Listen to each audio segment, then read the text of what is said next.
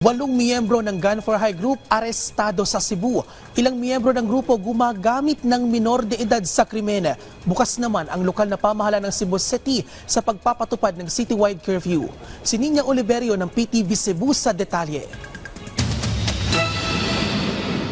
Arestado ang 8 miyembro ng Gun for Hire Groups matapos mahuli ng otoridad sa kanilang sunod-sunod na operasyon itong January 17 hanggang March 1 ngayong taon. Ayon kay PRO7 Director Police Brigadier General Rodrigo Maranan, nakatanggap din sila ng report na ginagamit ng mga grupo ang ilang minor de edad para maging gunmen o lookout.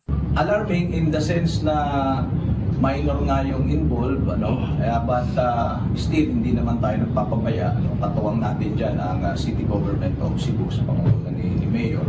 At yung mga minors naman, pagka nai-involve sa krimen na yan, meron naman tayong mekanismo kung paano natin i-rescue yung mga minor na nai-involve sa ganyan. But still, tayo ay nananawagan sa ating mga barangay officials na ipatupad natin yung curfew para sa mga minor na sa ganon itong mga minor hindi magamit ng mga sindikato. Sinigurado naman ni Cebu City Mayor Raymond Alvin Garcia na tatalakayin niya ito sa kanilang command conference ngayong buwan kasama ang mga lokal na otoridad. Because the barangays, they even have their own laws and ordinances regarding curfew. Some of them implement it, some of them don't. But if there is a necessity that we have to implement a citywide curfew, then that is something that we will have to discuss with the Philippine National Police and other law enforcement agencies in our next meeting. Yung mga loose firearms na yan, talaga nasa black market yan.